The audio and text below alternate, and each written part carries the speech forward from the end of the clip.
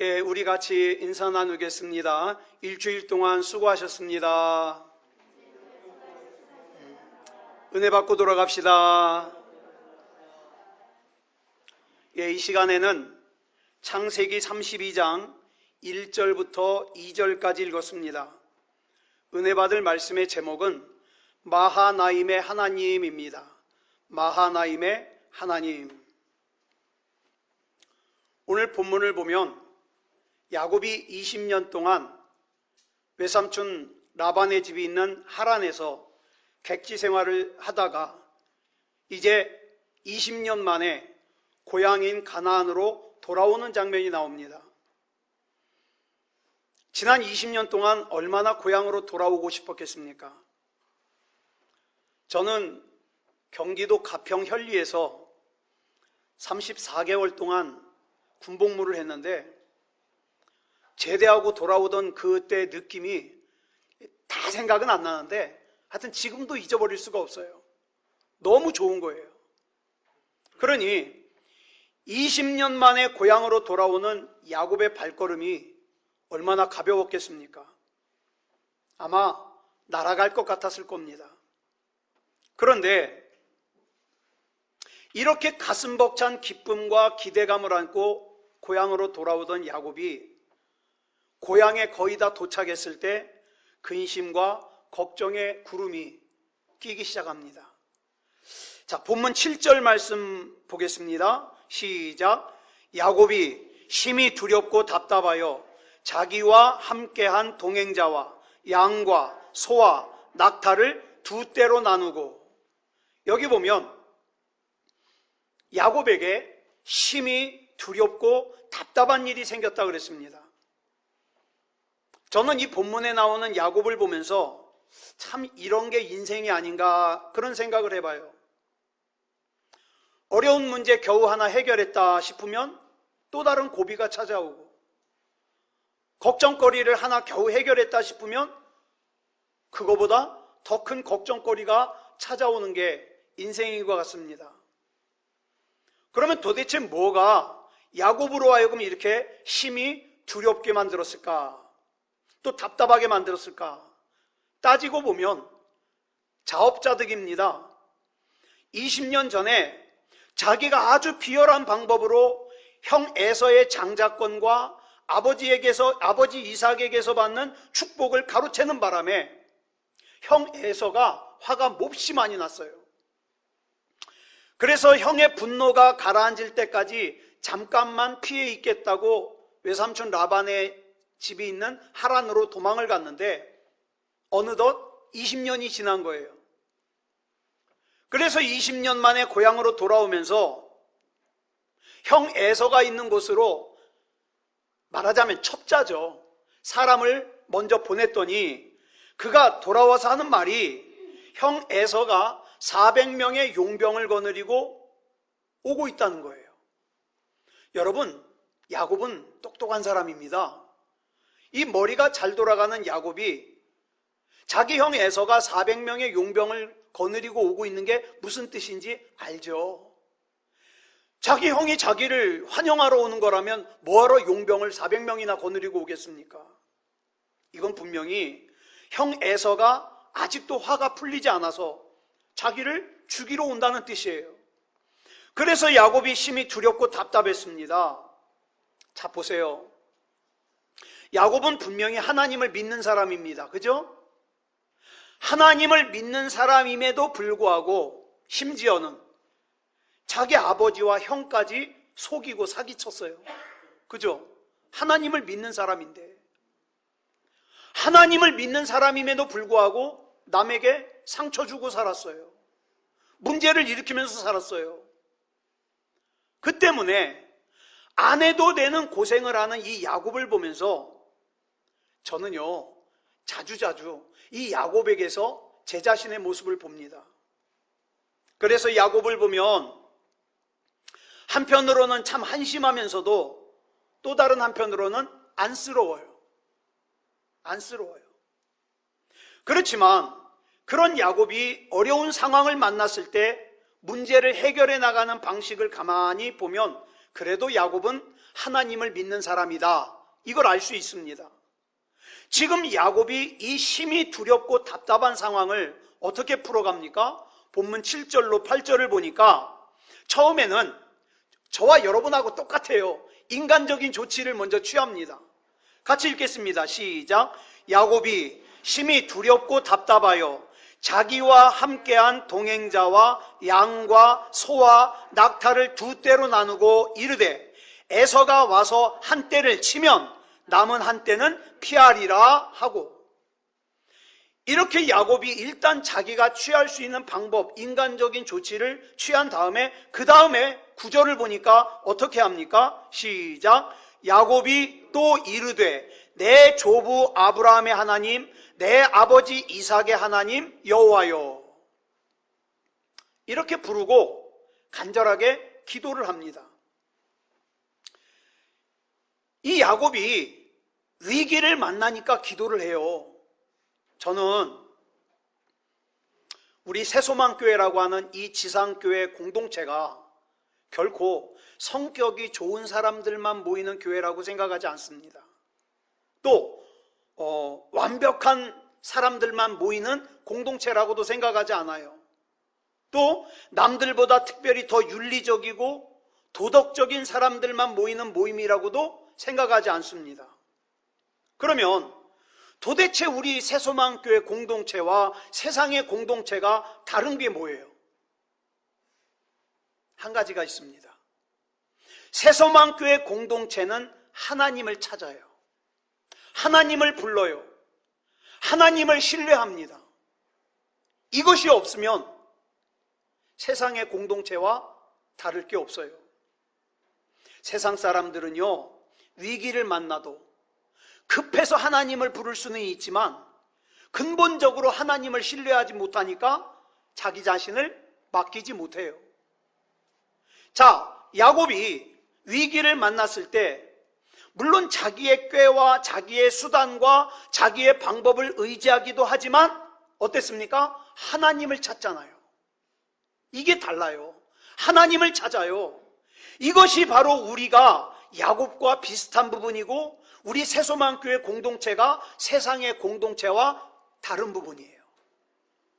아무리 믿음이 좋은 사람이라도 이 땅을 사는 동안에는 언제든지 위기 만납니다. 어려움 만납니다.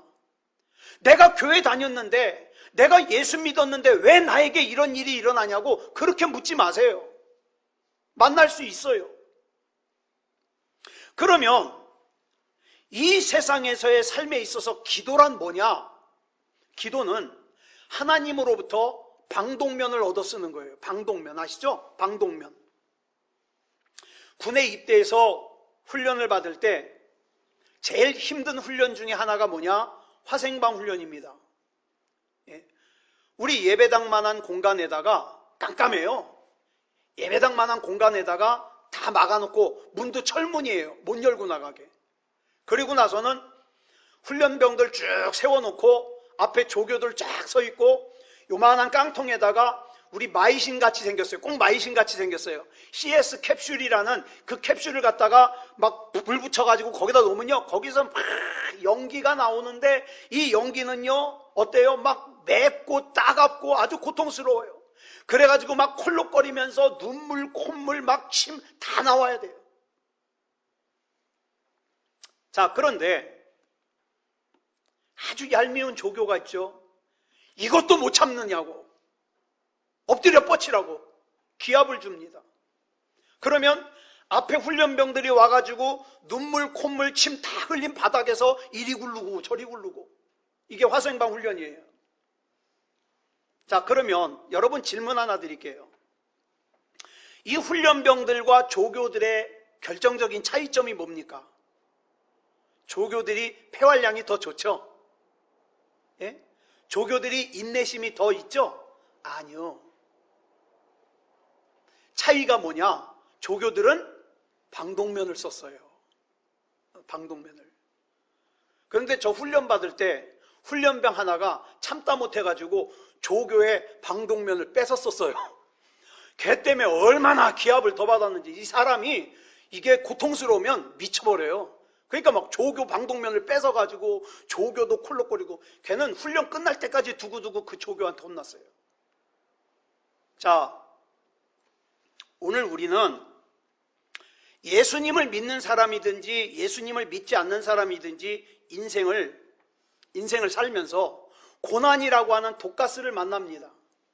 그러면 차이가 뭐냐? 믿음이라고 하는 방독면을 쓰고 있느냐, 쓰지 않고 있느냐의 차이예요.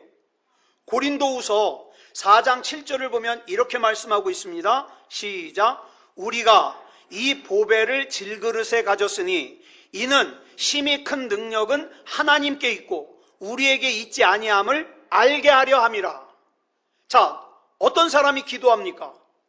심히 큰 능력이 나에게 있지 않고 하나님께 있다는 것을 알고 인정하고 믿는 사람만이 기도합니다. 교회 아무리 오래 다녔어도 이거 못 믿으면 기도 못해요. 시간 낭비인 걸, 답답한 걸. 또 누가 기도합니까? 나라고 하는 존재는 깨지기 쉬운 질그릇 같은 존재라는 것을 인정하는 사람만이 기도합니다. 이런 맥락에서 볼 때 우리가 기도하지 않는 이유는 크게 둘 중에 하나예요.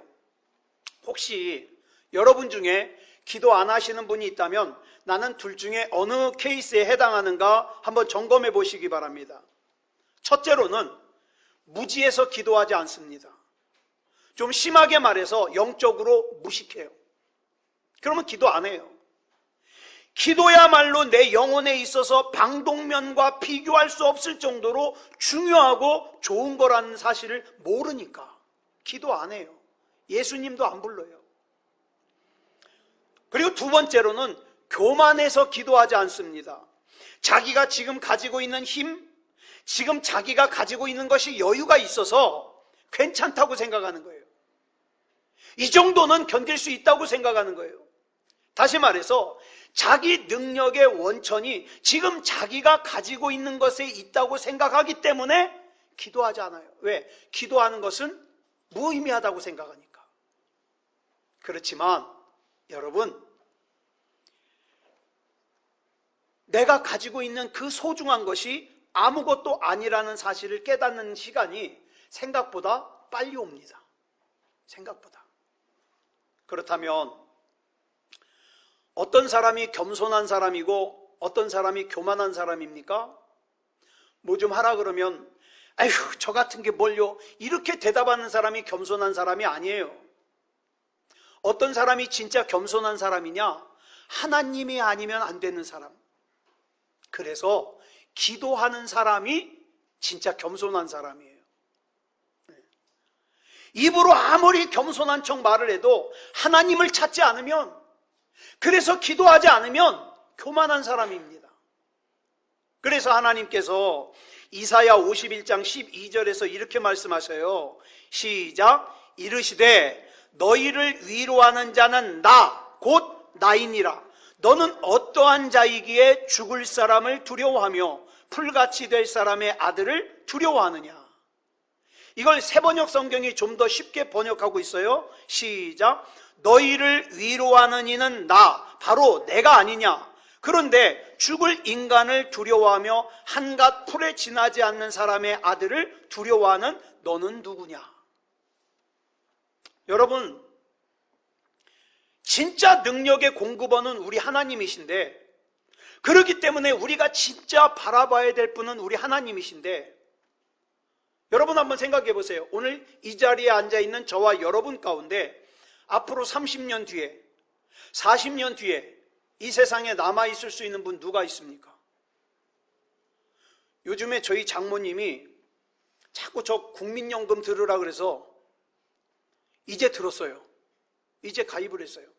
근데 가만히 계산을 해보니까 앞으로 10년 뒤가 지나야 제가 타는데, 제가 앞으로 10년 뒤에 늘 걸 계산을 하고 그 뒤로 제가 탈 수 있는 시간을 계산해 보니까 야, 이거 는 걸 내가 탈 수 있을까? 계산을 해 보니까 제가 적어도 앞으로 15년 이상, 16년 이상을 살아야 본전 찾더라고요. 근데 자신이 없어요. 자신이 없어요. 여러분, 한번 생각해 보세요. 앞으로 30년, 40년 지나도 이 땅에 살아있을 수 있는 사람이 몇 명이나 될 수 있냐 이 말이에요. 가만히 생각하면 다 풀같이 쓰러져 갈 인간들인데 뭐하러 그 인간들 그 짧은 인생을 살면서 무서워하고 두려워하고 미워하고 증오하고 그럴 필요가 있냐 이 말이에요. 여러분, 앞에서도 말씀을 드렸습니다마는 세상살이가 얼마나 힘이 듭니까? 우리가 살다 보면 우리 건강을 상하게 하는 독가스가 스며들 때가 있고요. 경제적으로 어렵게 하는 독가스가 스며들 때도 있고, 또는 부부간이나 가까운 사람들 사이의 문제로 어려움을 만나게 하는 독가스가 스며들기도 하고, 제가 어저께 신문을 봤더니 젊은이들의 고민이 요즘에 황혼 이혼이 많다 그러는데 굳이 헤어질 거 뭐하러 결혼하냐, 이런 고민을 하는 청년들이 많대요. 이거 지금 비정상적인 거예요. 그죠? 그래서 이 세상은요, 절대로 살기가 만만한 세상이 아니에요. 이렇게 이런저런 독가스들이 우리 인생으로 스며들어오는 상황인데 어떻게 내가 하나님을 찾지 않고 살 수 있냐 이 말이에요. 내가 하나님을 믿는다면. 저는 이 기도와 관련해서 빌립보서 4장 6절 말씀을 참 좋아합니다. 같이 읽어볼까요? 시작. 아무것도 염려하지 말고 다만 모든 일에 기도와 간구로 너희 구할 것을 감사함으로 하나님께 아뢰라. 여러분, 우리 앞에는 두 갈래 길이 놓여 있습니다. 그 중에 한 길은요, 죽을 때까지 염려하면서 사는 거예요. 야곱처럼. 창세기 읽어보셨죠? 야곱이요, 창세기 28장의 문제가 해결되니까 29장에 문제가 생겨요. 29장의 문제가 해결되니까 30장에서 문제가 생겨요. 30장에서 문제가 해결되니까 31장에서 문제가 생겨요. 31장에서 문제가 해결되니까 32장에서 또 다른 문제가 생겨서 평생 죽을 때까지 염려, 근심 속에 살아요. 제가 가만히 사람들 보면 이 사람 충분히 먹고 살 수 있는데, 이 사람 더 걱정 안 해도 되는데 이상하게 얼굴이 우중충해요. 왜? 나 더 있어야 안심할 것 같다고. 나 더 가져야 안심할 수 있을 것 같다고. 아니에요. 그러면 또 다른 한 길은 어떤 길이냐? 빌립보서 4장 6절의 말씀처럼 아무것도 염려하지 말고 다만 모든 일에 우리에게 할 것은 뭡니까? 기도와 간구예요. 내가 구할 것이 있으면 감사함으로 하나님께 말씀드리는 거예요. 지난주에 말씀드렸습니다. 예수님은 뭐라고요? 참포도나무라고요. 나는 참가지예요. 그런데 참포도나무이신 우리 주님께서 계획하시고 또 염려하셔야 될 걸 갖다가 참가지인 내가 염려하는 거예요. 어떻게 살지? 이 문제 어떻게 해결하지? 그건 참포도나무가 걱정할 일이에요. 그러면 참가지가 할 일은 뭡니까? 한 가지예요. 어떻게 해서든지 참포도나무에 붙어 있는 거예요. 참포도나무에. 그래서 저와 여러분은 참포도나무이신 주님께 꼭 붙어 있어서 주님께서 주시는 믿음의 방독면을 쓰면 된다 이 말입니다. 주님의 이름을 부르십시오. 여러분이 아무리 똑똑해도 주님의 이름 부르십시오. 여러분에게 아무리 방법이 많아도 주님의 이름 부르십시오. 주님의 이름을 불러야 주님이 주시는 방독면을 쓸 수 있다 이 말이에요. 오늘 본문에 나오는 야곱의 기도를 분석해보면 그 내용이 참 아름다워요. 첫 번째로 야곱이 어떻게 기도를 시작합니까? 야곱은 첫 번째로 하나님의 약속에 근거하여 기도를 시작합니다.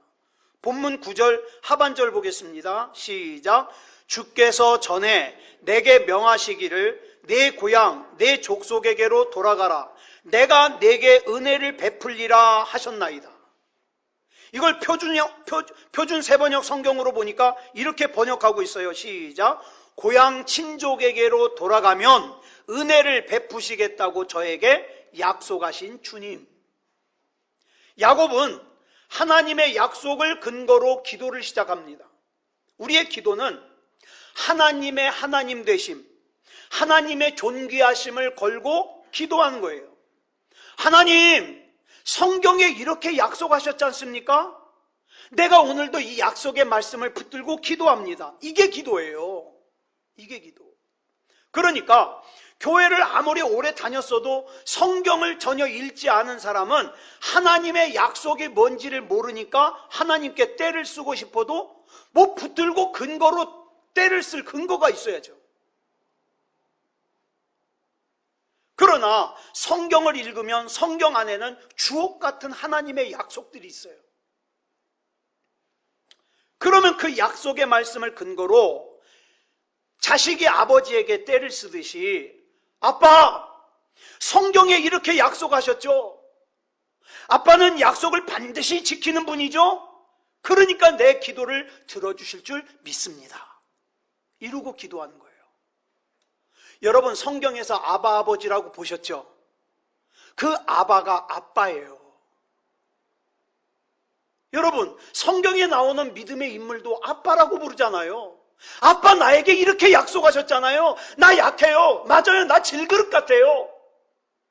그런데 이 질그릇 같은 내 안에 예수님, 보배 되신 예수님을 영접하면 내 앞에 있는 문제 주님께서 해결하신다 그랬잖아요. 약속.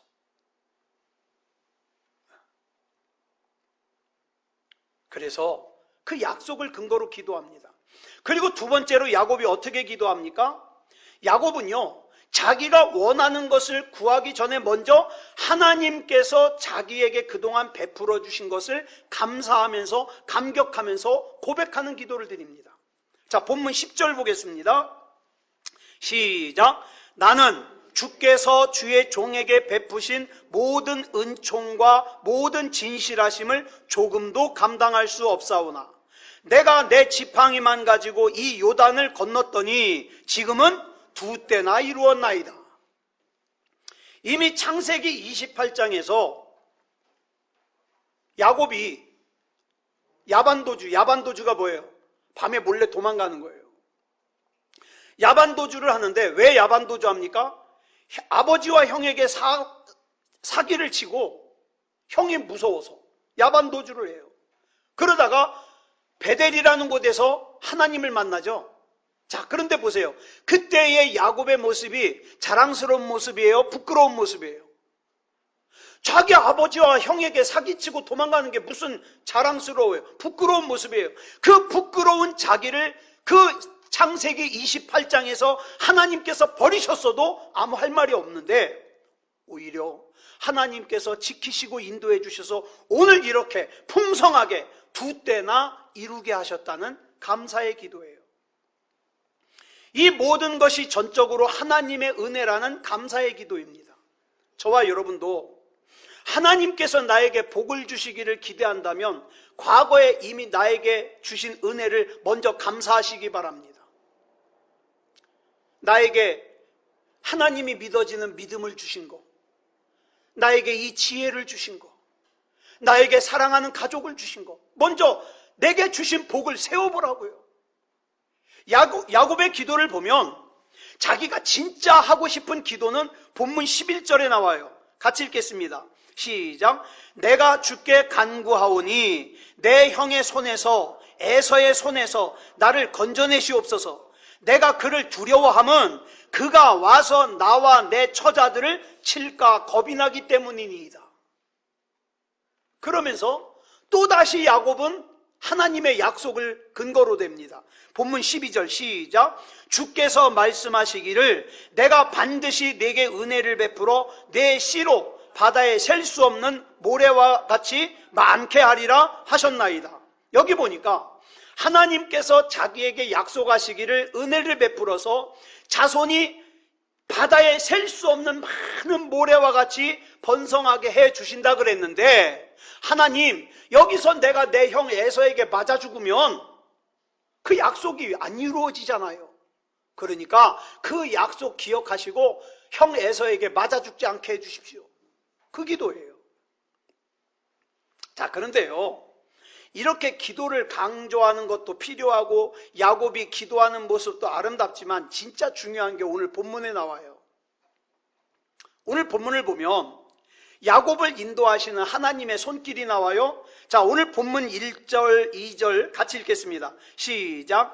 야곱이 길을 가는데 하나님의 사자들이 그를 만난지라. 야곱이 그들을 볼 때에 이르기를 이는 하나님의 군대라 하고 그 땅 이름을 마하나임이라 하였더라. 저는 이 본문 1절, 2절이 너무 감동적이에요. 왜냐하면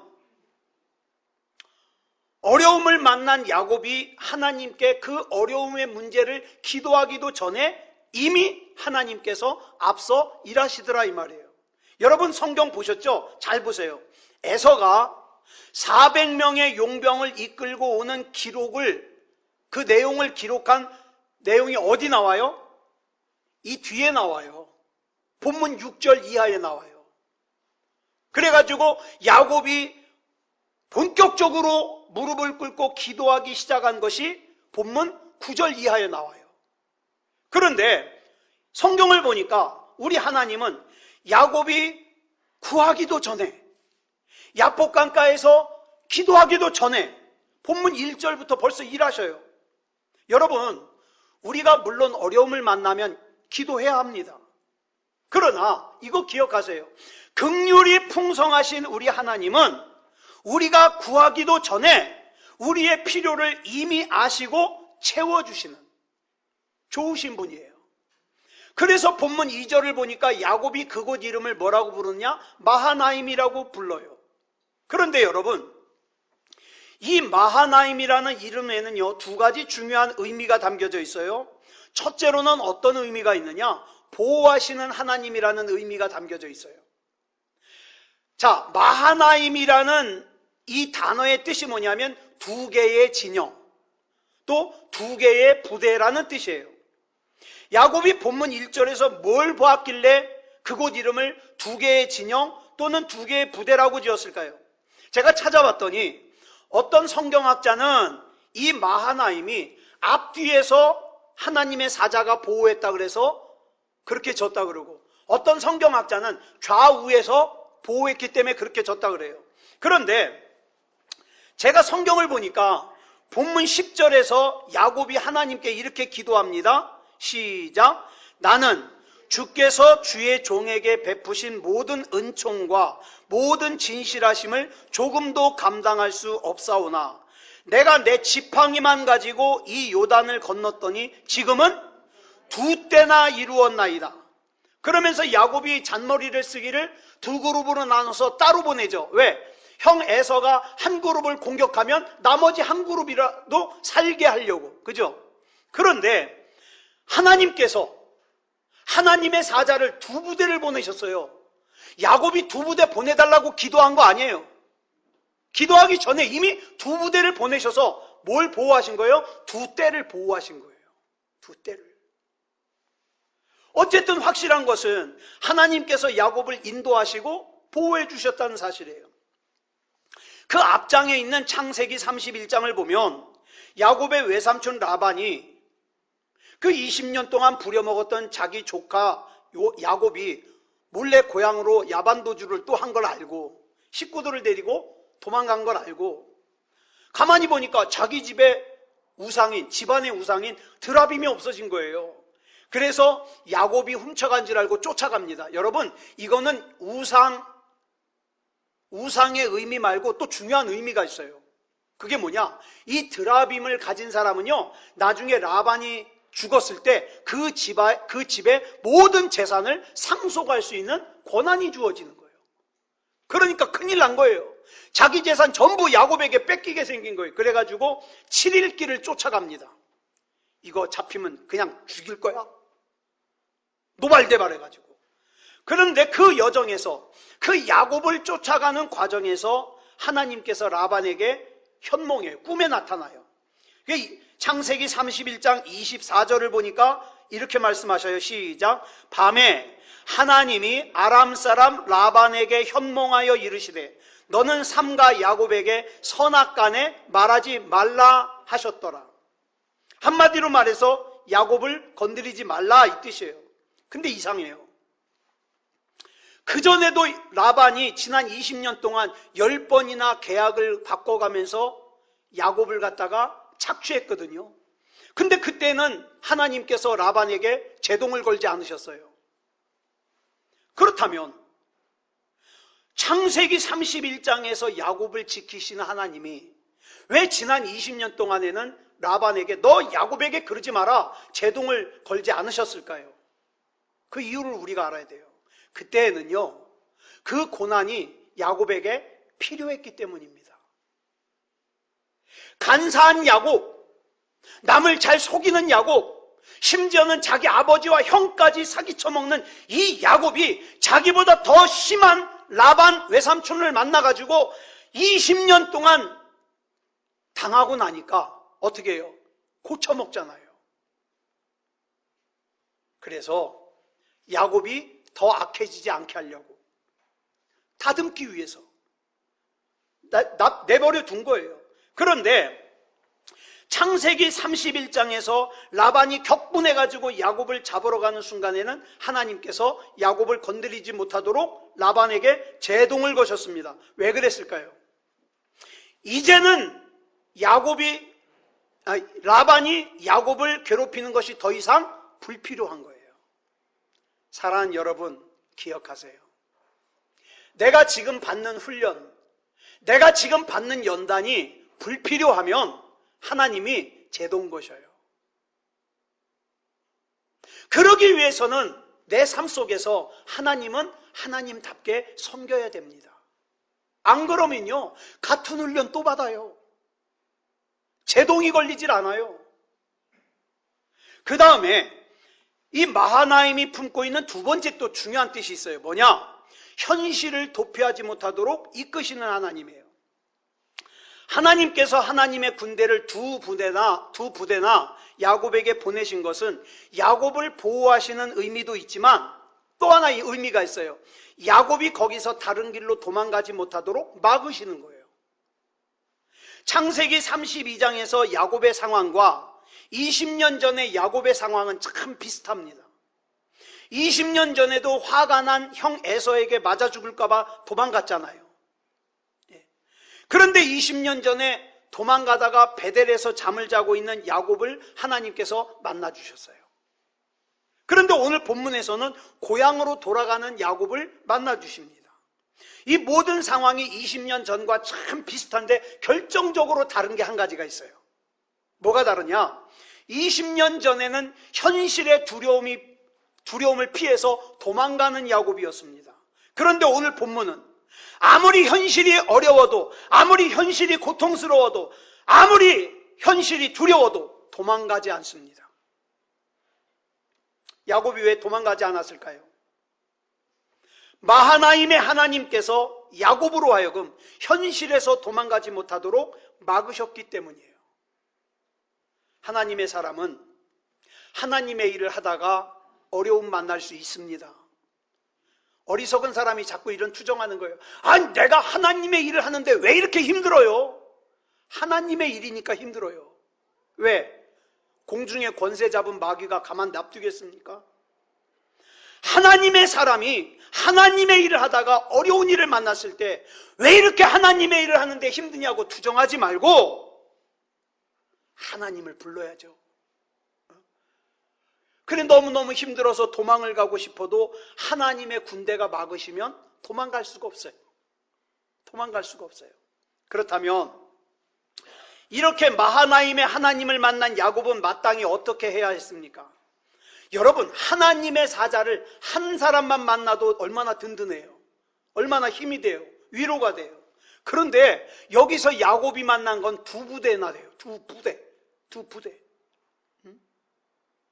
그러므로 야곱은요, 자기 형 에서가 이끌고 오는 400명의 용병과는 비교할 수 없는 두 군단의 하나님의 군대가 나와 함께하고 있다는 사실을 바라보면서 하나님을 의지하고 어떤 것도 두려워하면 안 됐어요.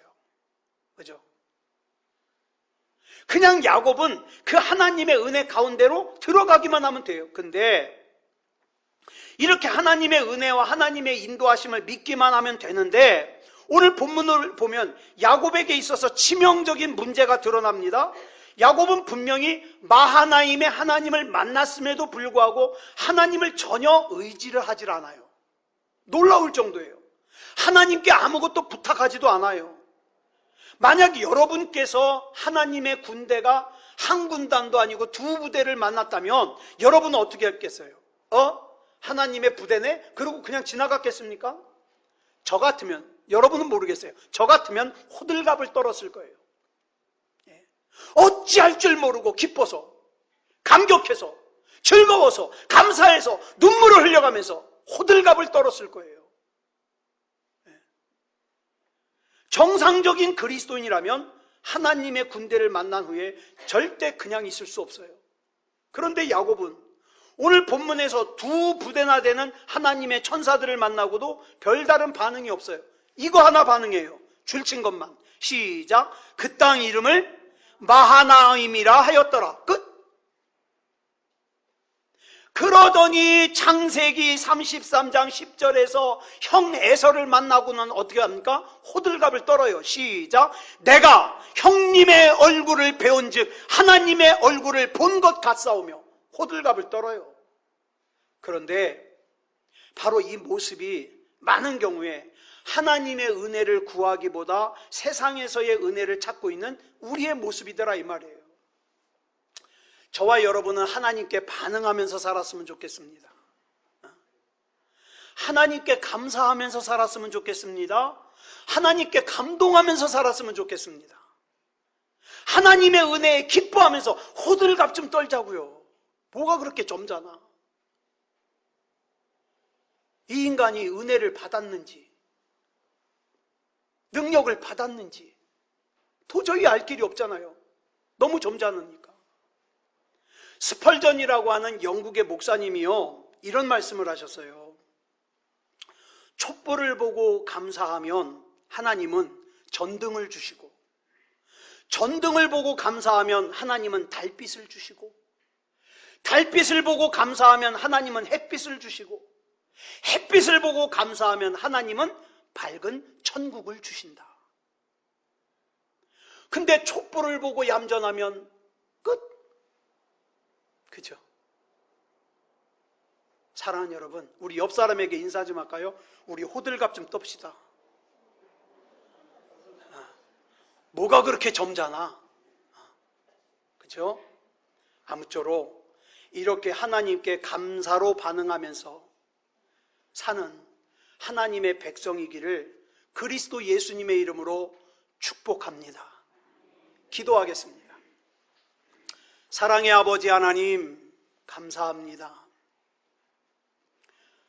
우리가 무엇이간데 일찍이 우리를 택하시고 구원해 주셔서 하나님이 믿어지게 하시고 지금까지 살아오는 동안 마하나임의 하나님께서 나를 지키시고 보호하시고 인도해 주셔서 감사합니다. 사랑의 아버지 하나님, 우리 주님 앞에 서는 그 순간까지 믿음다운 믿음이게 해 주시옵소서. 구원받을 만한 믿음이게 해 주시옵소서. 내 사랑하는 부모님도, 내 사랑하는 자녀도 마하나임의 하나님께서 지켜주셔서 구원받을 만한 믿음이게 하시고 하나님 앞에 은혜를 입음을 정말 기쁨으로 감사함으로 반응하는 삶을 살게 해 주시옵소서. 사랑의 아버지 하나님, 정말 세상이 악합니다. 신앙을 잃어버리는 사람들이 너무 많아지고 있습니다. 예배를 떠나는 사람들이 너무 많아지고 있습니다. 성경에 기록된 마지막 때의 그 현상 그대로입니다. 주님, 우리 주님 앞에서 믿음다운 믿음이게 하시고 구원받을 만한 믿음을 지킬 수 있게 하여 주시옵소서. 우리 주님께서 붙잡아 주셔서 나도 구원받고 내 사랑하는 가족도 구원받고 내 사랑하는 사람들도 구원받고 그래서 하나님의 증인이 되게 하여 주시옵소서. 붙잡아 주실 줄 믿사오며 그리스도 예수님의 이름으로 감사하며 기도드렸사옵나이다. 아멘.